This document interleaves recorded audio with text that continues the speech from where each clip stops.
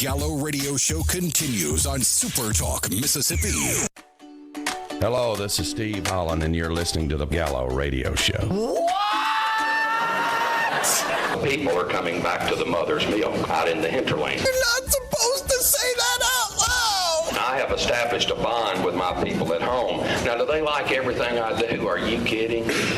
I get cussed, sometimes the worst you've ever seen in your life. A few times it's very justified, so I don't cuss them back. He's never truly been domesticated. He's like the ape man of Borneo.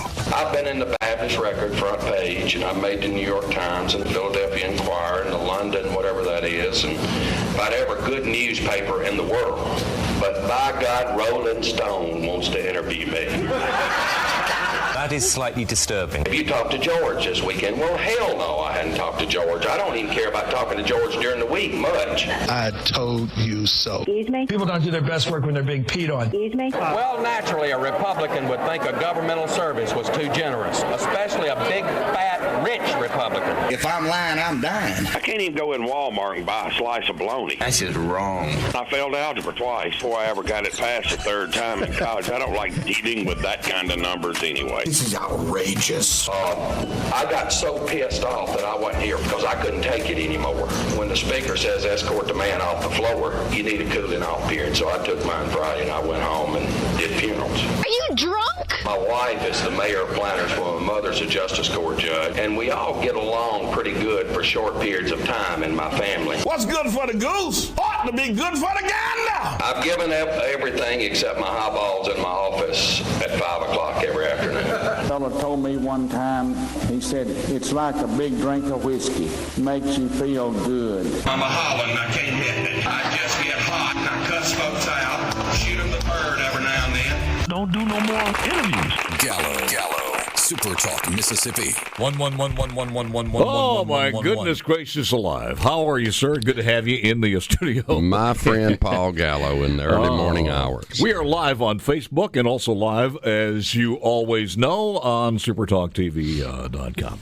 It's good to have you. You're looking good. I feel good. Yeah, it seems like a weight is off your shoulders there. It sort of is. Is it really? Oh, yeah. Well, you know, I've been doing this 36 years. 36 years. And... I'll let the people judge. They did judge. Apparently, they didn't like what I was doing, but I really think they did. It just was Had more your than that. district changed a little bit as far as demographics? It was about 59.6% African American black. So about voting. 60% African American. Right at 60. But had that changed? Or had it always I couldn't even find my district when I went out politicking. I didn't know where it was. I'd go to... Was it redistricted or what? Totally. When? 8 years ago. 9, whenever we did the last plan. So you were lucky to stay in the last time. You didn't have a challenger. I didn't have a challenger. That's exactly right. So unopposed, and that's the best way to always run. So that was the reason for switching, as we all know, to an independent. Well, you know, it was the reality number one that I certainly probably wouldn't make it out of a primary. I was the last white Democrat elected in Lee County. So there you have it. And number two, I think the record bears out in 36 years. I'm about as fiercely independent as any human being on the I don't think anybody will disagree with that. Right.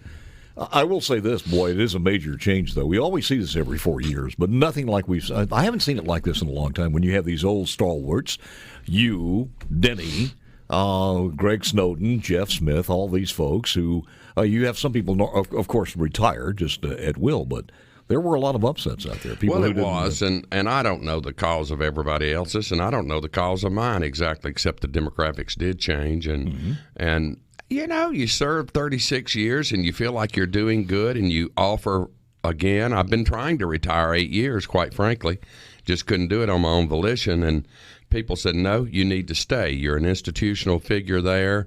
You've got the history. You've got the energy. You can still take them on. And so I sought one more term, and it just didn't work out. And the people like Jeff and Greg and myself in our own different ways are going to be missed in the process because you got to have some stability.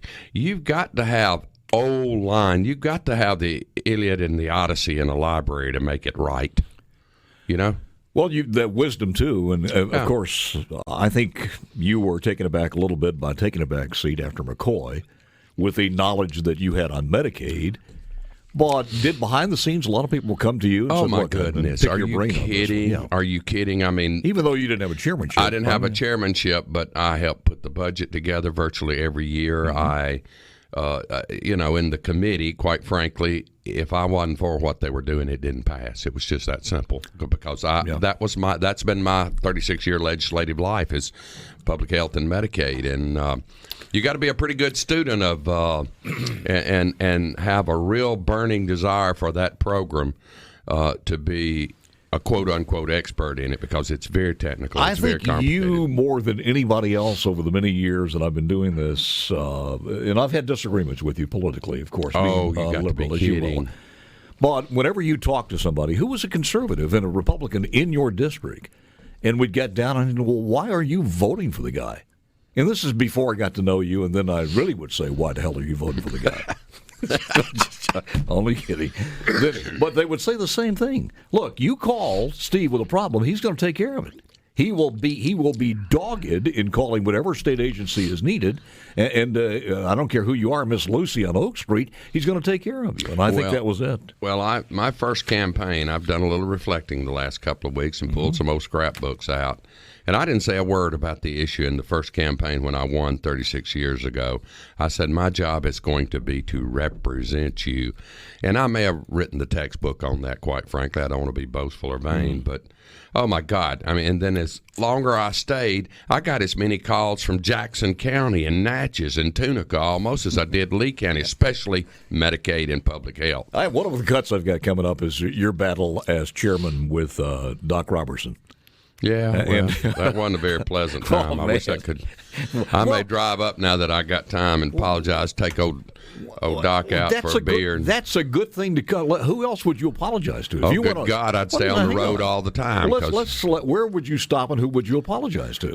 Beside me, first of all. But I'm not going to apologize to you because we're buddies. And somebody said one time, and I thought about this, that if you go back and you listen to some of these cuts, and I'm not trying to put us on the same scale in just a very minimum way, I served as your Howard Cosell to Muhammad Ali. Good analogy. Well, man, that is pretty good analogy. That's pretty good. All right. But when you say apologize to him, of course, who else would it be? Oh, the speakers over time, I'm talking about Tim Ford and Billy McCoy and certainly Philip Gunn. Well, you gave him hell. Call me down because, that's one thing. People, I am on the left, and I've always represented the left. I like to think I represented the middle, and that's where I wanted us to always meet, but it got perceived as the left, and certainly the more the far right took over, I really looked left. But I never have been a lapdog to a speaker. Even my own. I mean, Tim Ford, I was his number one man, especially back home. Hell, I think I was Grand Marshal of the Saltillo Christmas Parade 12 straight years in a row because Tim went one time and he said, that's it. And they'd call him and he'd say, yeah, I'll be there. And then the morning of, he'd call me and say, Holland, I'm not coming. Go up there and be the Grand Marshal. That kind of stuff. Billy, of course, and I sat together 28 years, rode together, went all over the state and this country together. And I would get into some of the worst fights with him, always in his office usually. Now, Mr. Gunn, I would get him on the floor of the house with him. And I have Billy, too. Billy tried to throw me out once. I threw a huge, voluminous bill at O'Meara Scott. Yeah, we got that cut. Oh, you got that cut? Yeah, we got that cut, and then he tried to make me apologize, and she wasn't here. She wasn't here on conference weekend and was the vice chairman of my committee, and I just killed all of her bills because I didn't know what was in it. Oh, that is a classic cut on the floor of the House. We'll have that coming up a little bit later on. But when you look at everything, and you came in 36 years ago, who'd you come in with? Oh, we had a heck of a class. I think there were 49 of us. Governor was Bill Elaine. Bill Elaine. I ran first, remember, as a Republican. Yeah, I do. And would have served with Governor Winter, and made a lot of friends. And I didn't make it. I couldn't even get my own grandmother to vote for me, so I had to switch back to Democrat, and Well, times have changed now when you talk about the local grassroots politics, man. I mean, it's hard to find a Democrat out there. Absolutely. It's impossible in my county. We have another one of those cuts coming up. More with Steve Holland in just a moment. Don't go anywhere. We're live on Facebook if you want to partake, and also supertalktv.com.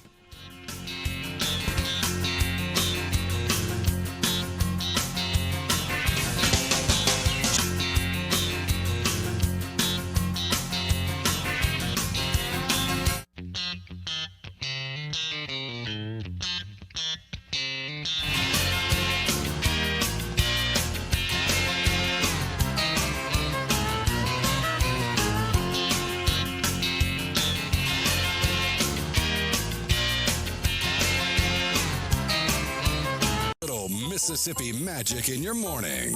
Paul Gallo, the Gallo Radio Show on Super Talk Mississippi.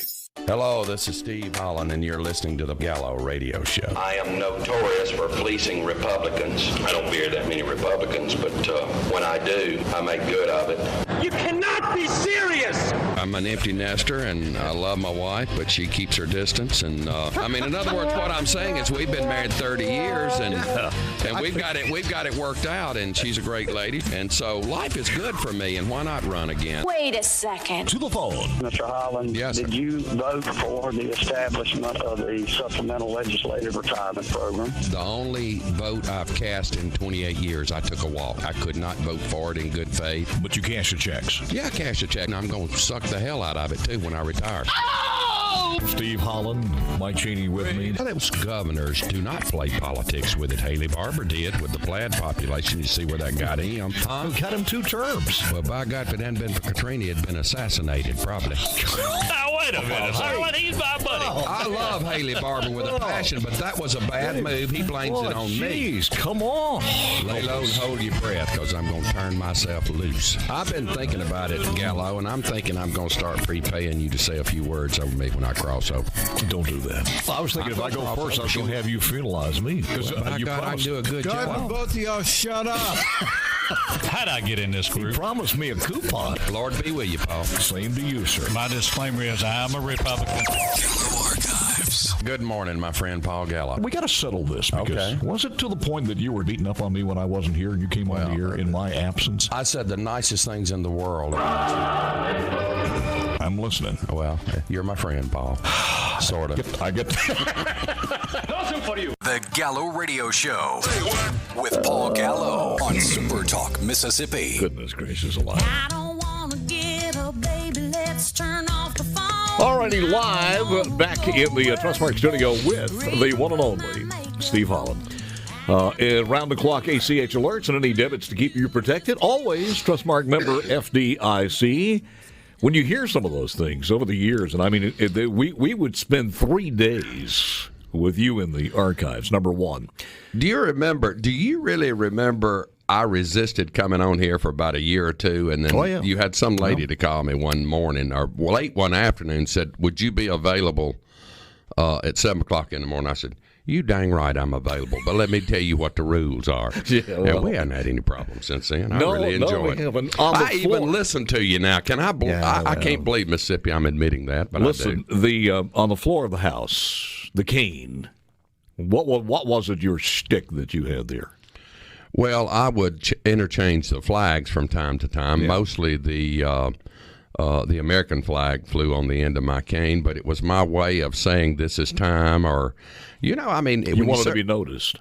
Not so much noticed, but I'm going to tell you what I think it was. I think people look to me sometime for direction, believe it or not.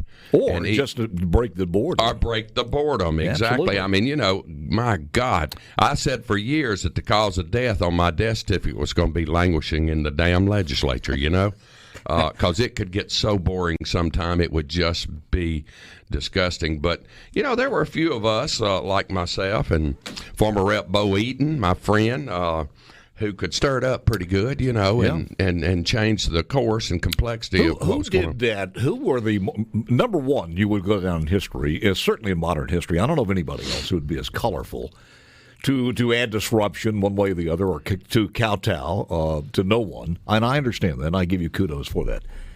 But you look around and you say nobody's left like that. There's nobody in the House or Senate Well, it's not that we don't have that people gives me with good personalities, but now I can tell you one thing since November the 5th.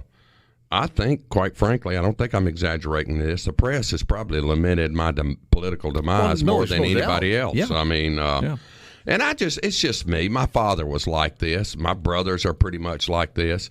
My sweet 87-year-old judge mama's. I don't know how in the world she's lived this long with all of us. But she can't leave because she doesn't want to leave you unattended. Well, that's it, because she can.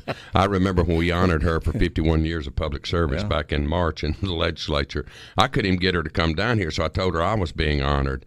And when we were walking into the chamber, I leaned down and I said, "Mama, this is really not about me. This is about you." And she said, "When I get you home, I'm going to whoop your you-know-what." Greatest bit of legislation you think has been passed in your 36 years?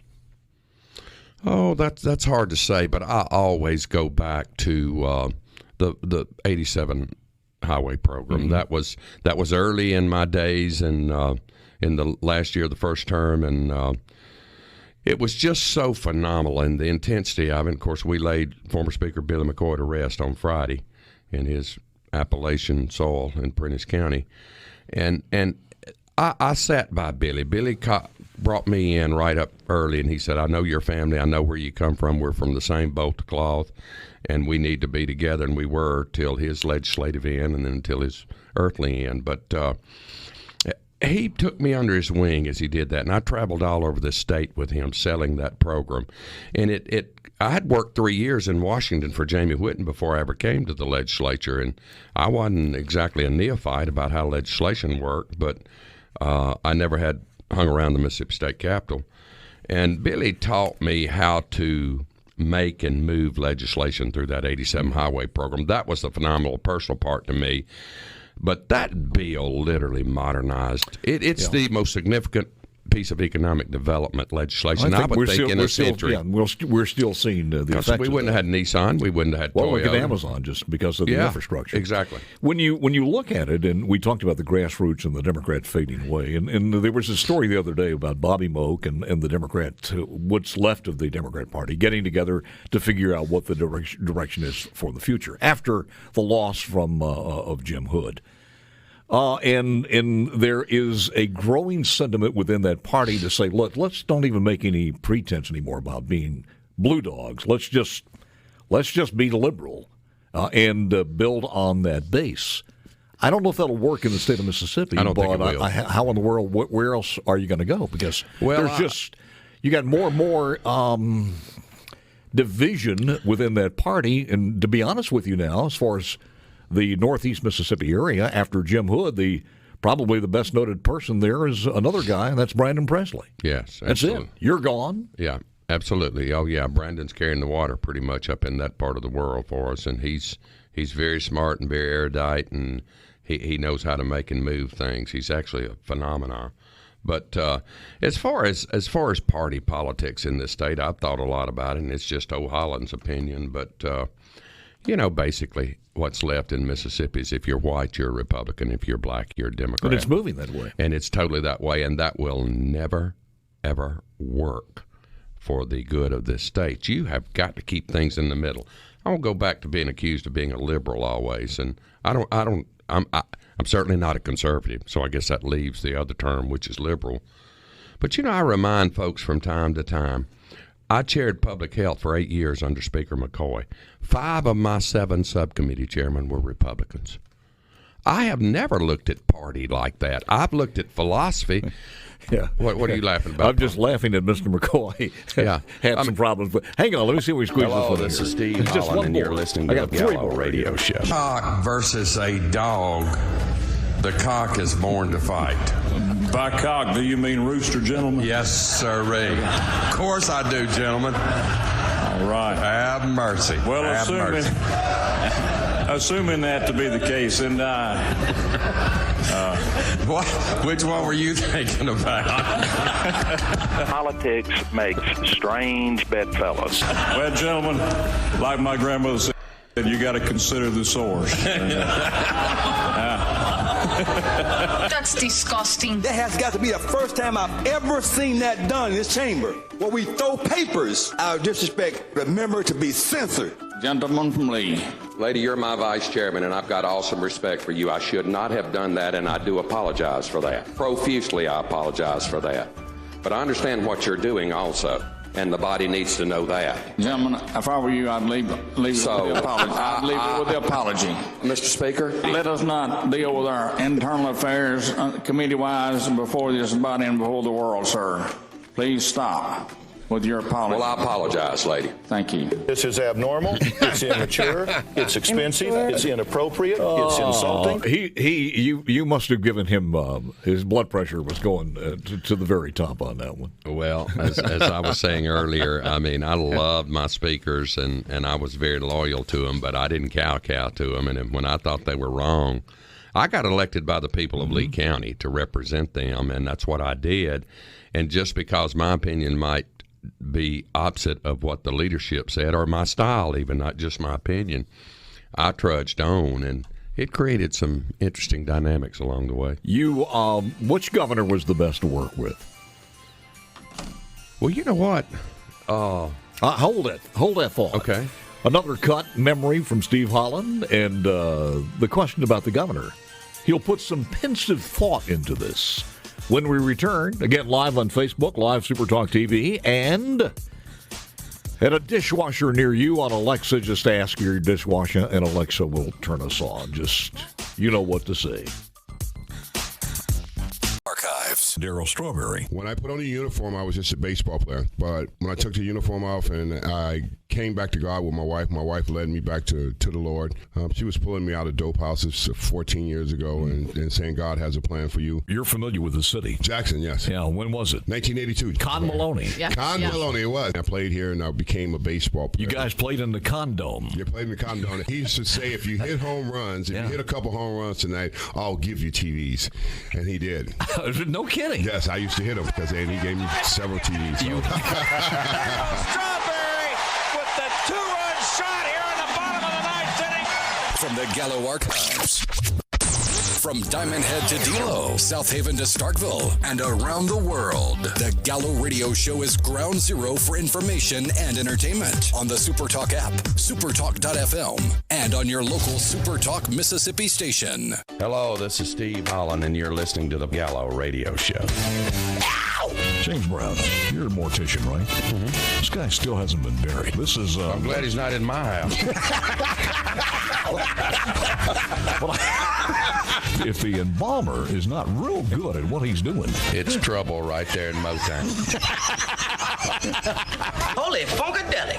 Mr. Holland, I really can't understand why y'all don't get on the stick down there and do something about the illegal immigration problem. Y'all are down there making laws about stuff that doesn't amount to anything.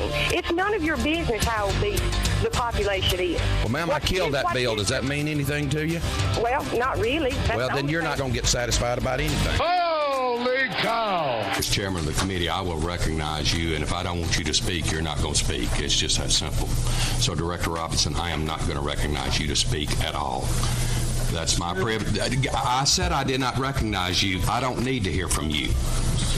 No, sir. I don't care what you are. I am chairman of the legislature, and I will have you hauled out of here if you want to. I am not going to allow you to say a word in this committee. No, don't, Mr. Chairman, me. That is the way it is for the rest of this session, and then you'll be gone. I've done nothing wrong.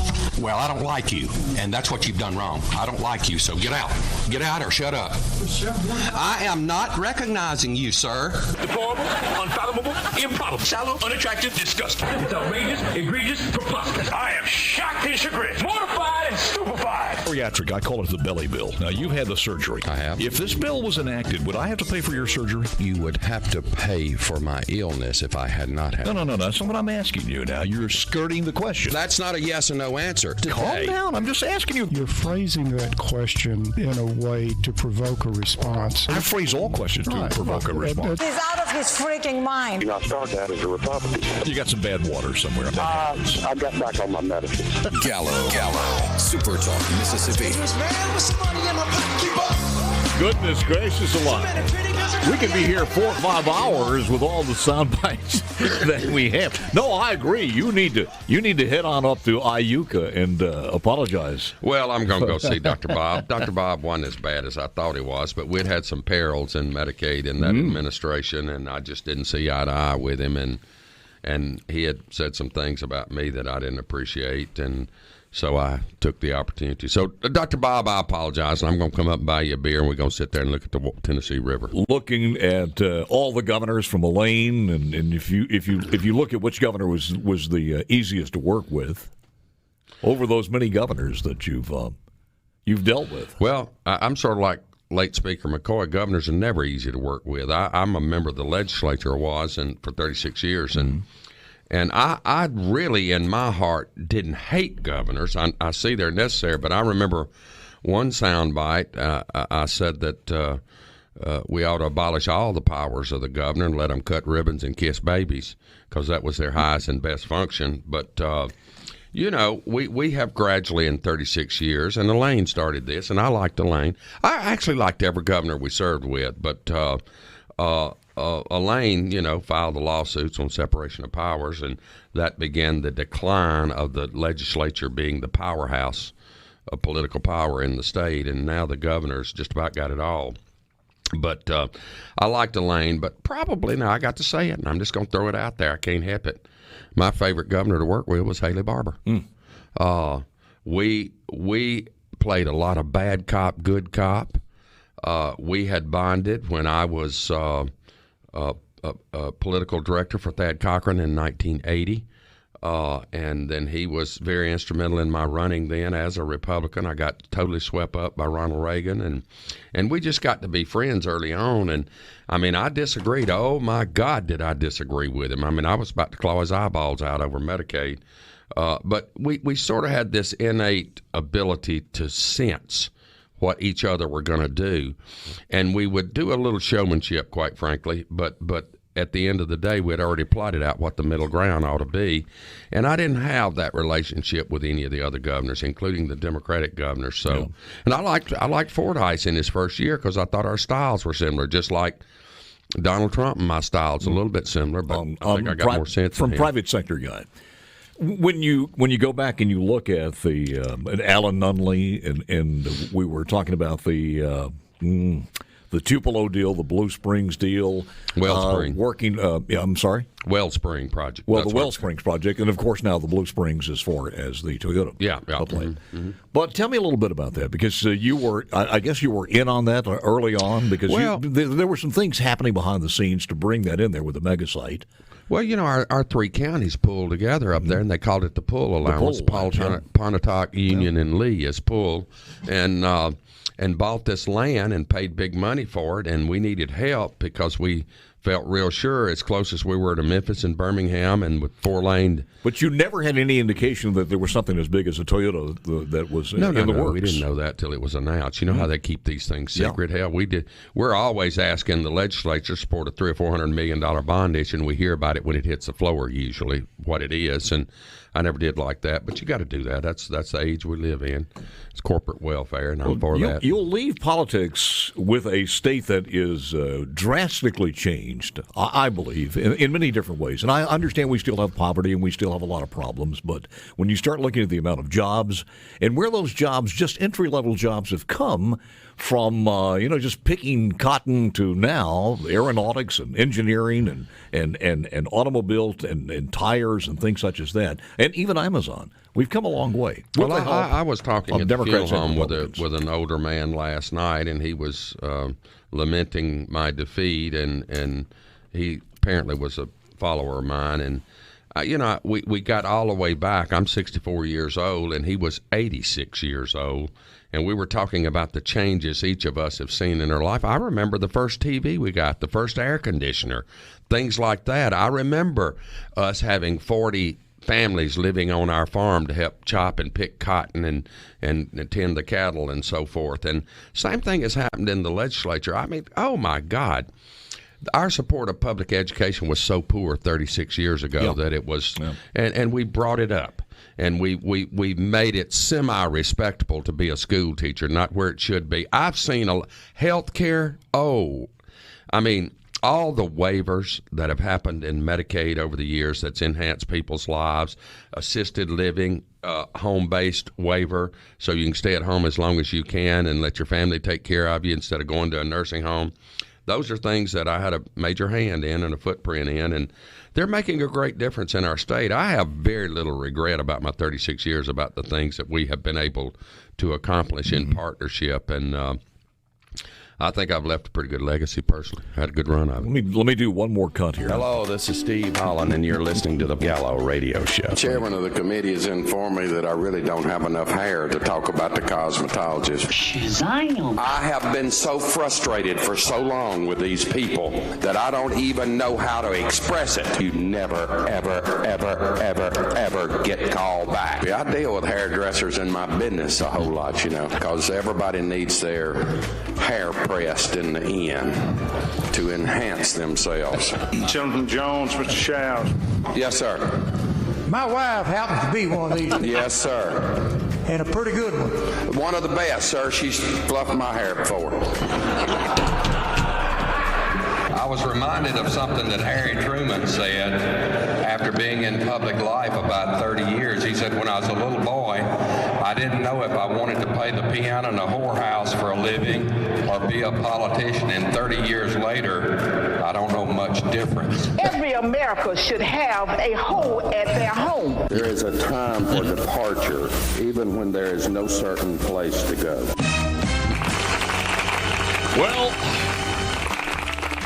I think you have gained celebrity status while you were there. Haley's mastered the job better than anybody that's ever served in it. And I want him to get out. I think he's going to be vice president. That's what I think. But he's got to run for governor again. And I want him to get out so he and I can be friends again, because I've not been able to be friends with any governor that served, Democrat or Republican. I just don't like governors. I've made that very clear from the beginning. I have no use for governors. I don't care who they are, period. And I won't for the next one, whoever that is. Is there a possibility we may see Steve Holland? Come on, you're a young 64. Right. Very young. What you'd have to do is maybe just move to a different district somewhere? Oh, it'll be reapportioned. That's what happened to me. You think so? Oh, it'll be reapportioned. It'll be probably about 35% black in the next reapportionment, and who knows? So we may see you again. Oh, I haven't even gone there. I've got a fabulous business at home. I've got grandchildren. I've got land and livestock, and I've got 2,500 Southern author books in my home library. And you cheated death, too. And I've cheated death about 4 times, so praise God, I'm doing good. Just like a cat. May see him back. 9 lives. You only used 4.